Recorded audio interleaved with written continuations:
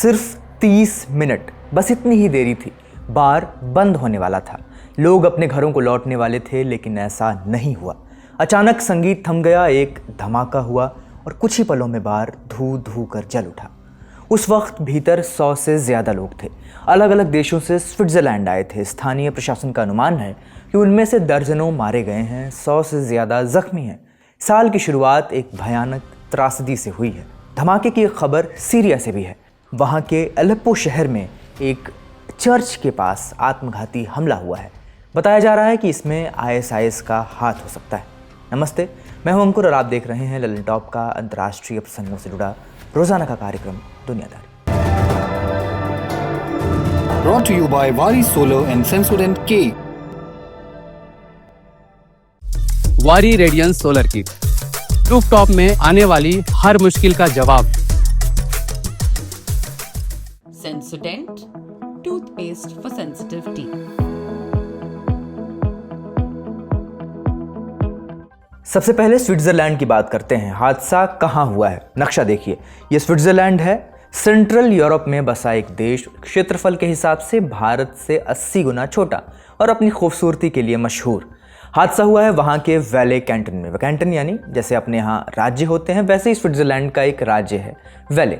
यहाँ क्रॉन्स मोंटाना नाम का एक स्की रिजॉर्ट था। अब ये स्कीइंग क्या है? पैरों में लंबे पट्टे बांधकर बर्फ पर फिसलना, इसे स्कीइंग कहते हैं। और जहाँ ये सब होता है उसे स्की रिजॉर्ट कहते हैं। क्रॉन्स मोंटाना स्की रिजॉर्ट में ले कॉन्स्टेलेशन नाम का एक लाउंज था। वहाँ नए साल का जश्न चल रहा था, तभी यह क़यामत टूट पड़ी। वैले पुलिस के प्रवक्ता ने इस हादसे के बाद एक प्रेस कॉन्फ्रेंस की और डिटेल्स बताई। अधिकारियों ने बताया कि राहत बचाव के लिए मौके पर 10 हेलीकॉप्टर्स, 40 एम्बुलेंस और 150 बचाव कर्मी भेजे गए थे। इसके बावजूद मरने वालों की गिनती दर्जनों में हो सकती है, ऐसा अनुमान है। सही आंकड़ा अभी भी नहीं बताया गया है। इटली के विदेश मंत्रालय ने स्विस पुलिस के हवाले से बताया है कि मरने वालों की संख्या 40 हो सकती है। कल रात करीब 1:30 बजे वैले पुलिस हेडक्वार्टर में एक कॉल आई। खबर मिली कि क्रॉन्स रिजॉर्ट में एक बार के पास से धुआं उठ रहा है। तुरंत रेड अलर्ट जारी किया गया। इलाके की सारी फायर ब्रिगेड्स को बुला लिया गया।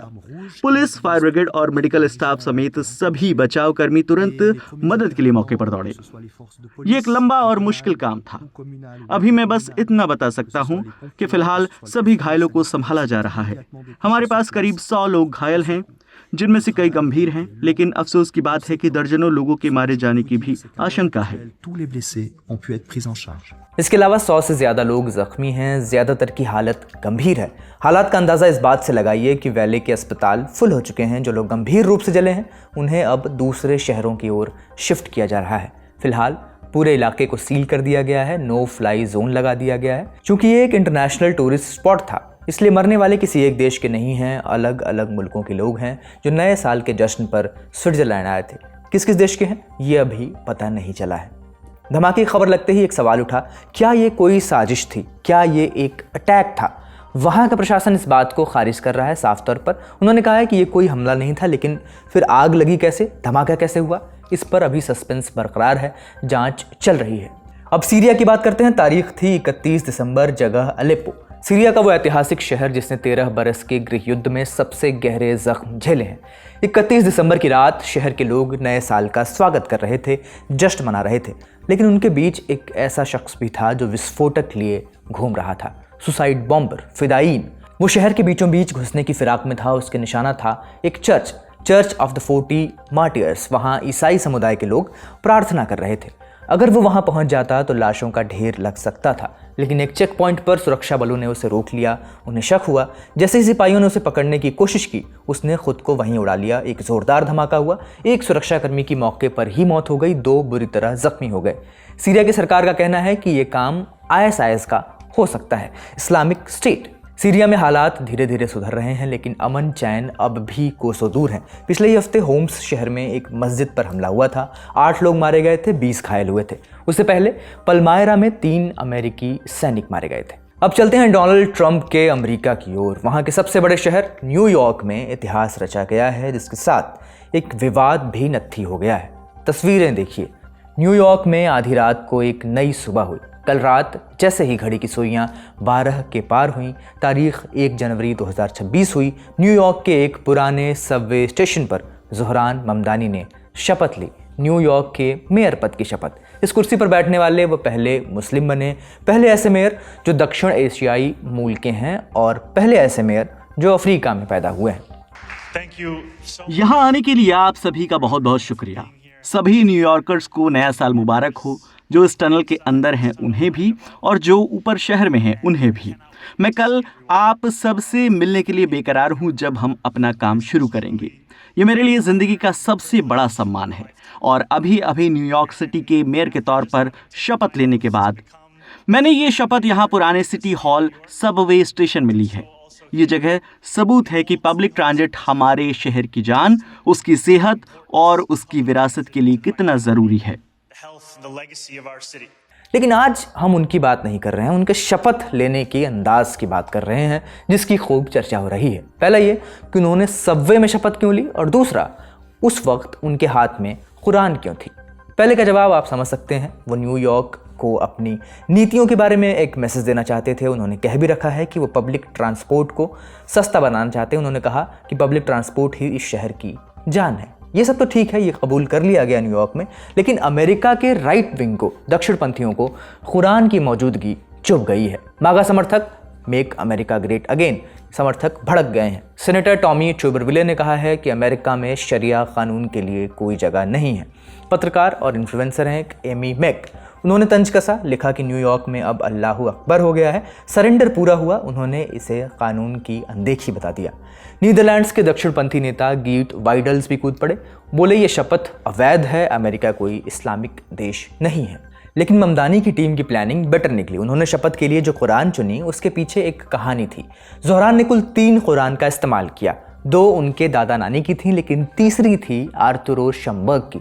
अब आप पूछेंगे शमबर्ग कौन थे?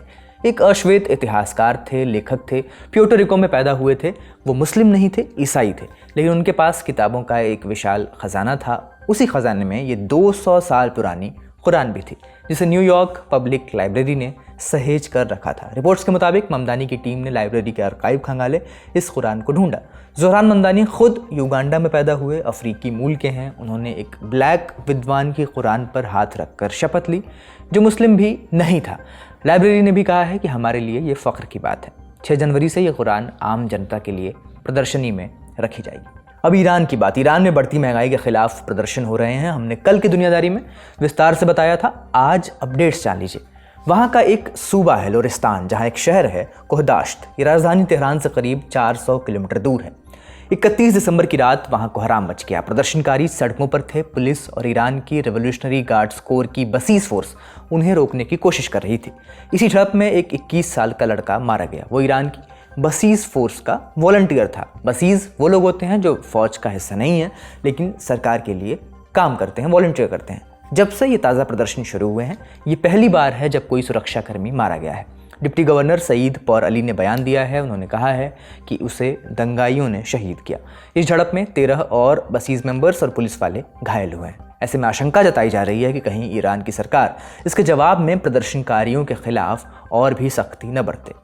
अब सवाल कि लोग जान पर क्यों खेल रहे हैं। वजह है उनकी जेब। ईरान की अर्थव्यवस्था खस्ता हाल है। $1 की कीमत 14 लाख रियाल हो गई है। महंगाई ने कमर तोड़ दी है। राष्ट्रपति मसूद पेज़ेश्कियान, जो खुद को सुधारवादी कहते हैं, उन्होंने भी हाथ खड़े कर दिए हैं। वो कह रहे हैं कि हम बात करना चाहते हैं, डायलॉग, लेकिन करेंसी का गिरना मेरे बस में नहीं है। सरकार के कुछ कदमों पर सवाल भी उठ रहे हैं। जैसे सरकार ने 31 दिसंबर को अचानक पूरे देश में एक छुट्टी घोषित कर दी। वजह बताई कड़ाके की ठंड। इसके अलावा स्टेट टीवी ने बताया है कि 7 लोग गिरफ्तार हुए हैं। सरकार इन्हें आम नागरिक नहीं कह रही। इनमें से 5 को राजशाही समर्थक बताया गया है और 2 को यूरोप के संगठनों से जुड़ा हुआ बताया गया है। सरकार ने यह भी दावा किया है कि एक ऑपरेशन में 100 स्मगल्ड पिस्टल्स यानी पिस्तौलें पकड़ी गई हैं। ये प्रदर्शन 2022 के महसा अमीनी वाले आंदोलन के बाद सबसे बड़े हैं। उस वक्त पूरे देश में आग लगी थी, पूरे देश में प्रदर्शन हो रहे थे। अभी कुछ शहरों तक सीमित हैं, लेकिन फैल रहे हैं। लोग अब महंगाई के अलावा थियोक्रेसी यानी धार्मिक शासन के खिलाफ भी नारे लगा रहे हैं। जाते जाते कुछ विजुअल्स देखते जाइए कि दुनिया भर में नए साल का स्वागत कैसे किया गया।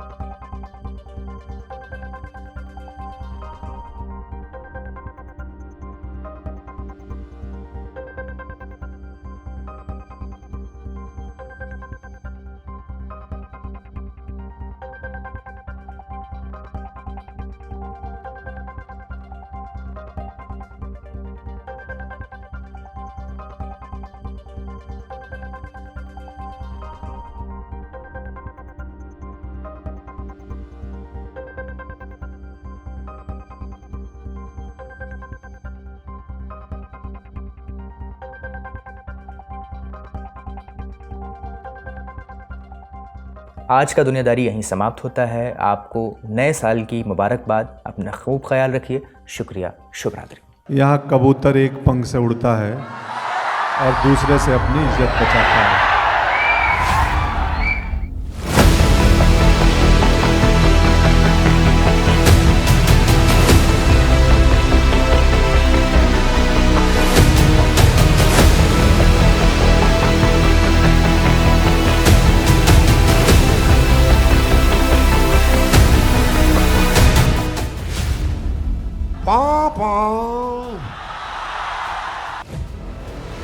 रील नहीं, बिहार वाली रियल वाइब्स चाहिए तो 10 जनवरी को आइए बापू सभागार पटना, जहां सजेगा लल्लन टॉप अड्डा।